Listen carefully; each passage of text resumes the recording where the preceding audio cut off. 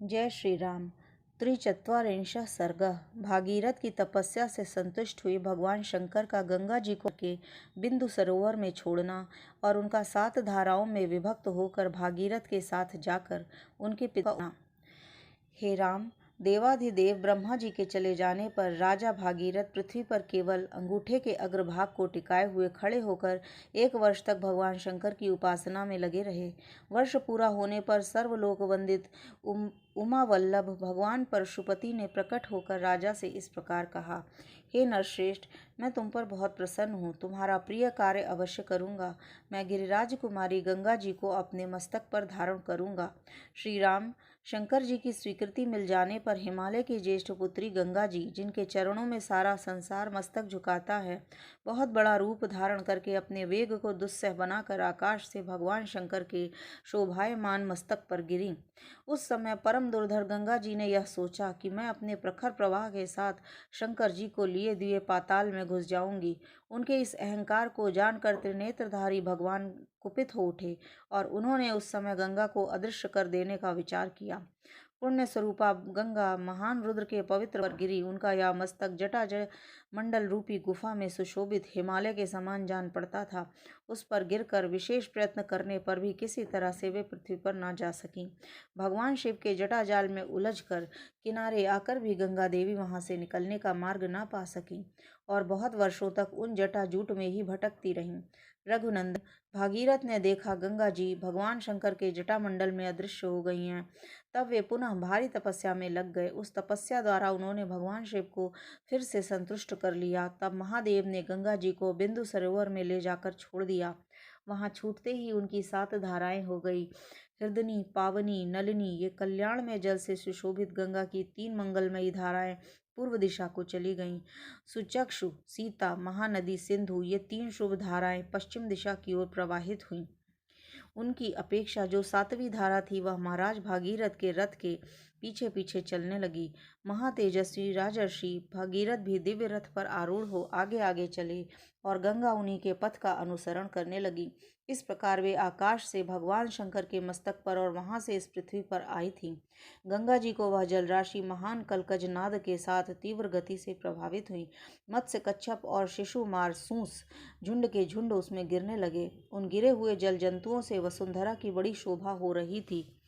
तदंतर देवता, ऋषि, गंधर्व, यक्ष और सिद्धगण नगर के समान आकार वाले विमानों, घोड़ों तथा गजराजों पर बैठकर आकाश से पृथ्वी पर गई हुई गंगा जी की शोभा निहारने लगे। देवता लोग आश्चर्यचकित होकर वहां खड़े थे। जगत में गंगावतरण के इस अद्भुत एवं उत्तम दृश्य को देखने की इच्छा से अमित तेजस्वी देवताओं का समूह वहां जुटा हुआ था। तीव्र गति से आते हुए देवताओं तथा उनके दिव्य आभूषणों के प्रकाश से वहां का मेघ रहित निर्मल आकाश इस तरह प्रकाशित हो रहा था मानो उसमें सैकड़ों सूर्य उदित हो गए हों। शिंशुमार, सर्प तथा चंचल मत्स्य समूहों के उछलने से गंगा जी के जल से ऊपर का आकाश ऐसा जान पड़ता था मानो वहां चंचल चपलाओं का प्रकाश सब ओर व्याप्त हो रहा हो।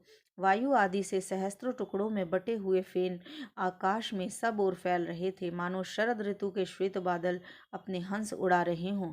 गंगा जी की वह धारा कहीं तेज, कहीं टेढ़ी, कहीं चौड़ी होकर बहती थी, कहीं बिल्कुल नीचे की ओर गिरती और कहीं ऊंचे की ओर उठी हुई थी। कहीं समतल भूमि पर वह धीरे धीरे बहती थी और कहीं अपने ही जल में उसके जल में बारंबार टक्करें लगती रहती थीं। गंगा का वह जल बार बार ऊंचे मार्ग पर उठता और पुनः नीची भूमि पर गिरता था। आकाश से भगवान शंकर के मस्तक पर व वहीं से फिर पृथ्वी पर गिरा हुआ वह निर्मल एवं पवित्र गंगा जल उस समय बड़ी शोभा पा रहा था। उस समय भूतल निवासी ऋषि और गंधर्व यह सोचकर कि भगवान शंकर के मस्तक से गिरा हुआ यह जल बहुत पवित्र है, उसमें आचमन करने लगे। वे शाप भ्रष्ट होकर आकाश से पृथ्वी पर आ गए थे। वे गंगा के जल में स्नान करके निष्पाप हो गए तथा उस जल से मुक्ति धुल जाने के कारण पाप धुल जाने के कारण पुनः शुभ पुण्य से संयुक्त होकर आकाश में पहुंचकर अपने लोकों को पा गए। उस प्रकाशमान जल के संपर्क से आनंदित हुए संपूर्ण जगत को सदा के लिए बड़ी प्रसन्नता हुई। सब लोग गंगा में स्नान करके पापहीन हो गए। हम पहले बता आए हैं कि राजर्षि महाराज भागीरथ दिव्य रथ पर आरूढ़ हो आगे आगे चल रहे थे और गंगा जी उनके पीछे पीछे जा रही थीं। श्री राम, उस समय समस्त देवता, ऋषि, दैत्य, दानव, राक्षस, गंधर्व, यक्ष, प्रवर, किन्नर, बड़े बड़े नाग, सर्प और अप्सरा, ये सब लोग बड़ी प्रसन्नता के साथ राजा भागीरथ के रथ के पीछे पीछे गंगा जी के साथ साथ चल रहे थे। इस प्रकार के जल जंतु भी गंगा जी की उस जल राशि के साथ आसानंद जा रहे थे। जिस ओर राजा भागीरथ जाते, उसी ओर समस्त पापों का नाश करने वाली सरिताओं में श्रेष्ठ यशस्विनी गंगा भी जाती थी। उस समय मार्ग में अद्भुत पराक्रमी महामना राजा जय यज्ञ कर रहे थे। गंगा जी अपने जल प्रवाह से उनके यज्ञ मंडप को बहा ले गई। रघुनंदन, राजा जय इसे गंगा जी का गर्व समझकर कुपित हो उठे। फिर तो उन्होंने गंगा जी को उस समस्त जल को पी लिया। वह संसार के लिए बड़ी अद्भुत बात हुई। तब देवता, गंधर्व तथा ऋषि अत्यंत विस्मित होकर पुरुष प्रवर महात्मा जय की स्तुति करने लगे। उन्होंने गंगा जी को उन महात्मा नरेश की कन्या बना दिया। उन्होंने उन्हें यह विश्वास दिलाया कि गंगा जी को प्रकट करके आप इनके पिता कहलाएंगे। इससे सामर्थ्यशाली महातेजस्वी जय बहुत प्रसन्न हुए और उन्होंने अपने कानों के छिद्रों द्वारा गंगा जी को पुनः प्रकट कर दिया। इसलिए गंगा जय की पुत्री एवं जाह्नवी कहलाई। वहां से गंगा फिर भागीरथ के रथ का अनुसरण करती हुई चली। उस समय सरिताओं में श्रेष्ठ जाह्नवी समुद्र तक जा पहुंची और राजा भागीरथ के पितरों के उद्धार रूपी कार्य की सिद्धि के लिए रसातल में गईं। राजर्षि भागीरथ भी यत्न पूर्वक गंगा जी को साथ लेकर वहां गए। उन्होंने शाप से भस्म हुए अपने पितामहों को अचेत सा होकर देखा। रघुकुल के श्रेष्ठ वीर, तदंतर गंगा के उस उत्तम जल ने सगर पुत्रों की उस भस्म राशि को आप्लावित कर दिया और वे सभी राजकुमार निष्पाप होकर स्वर्ग में पहुंच गए। जय श्री राम।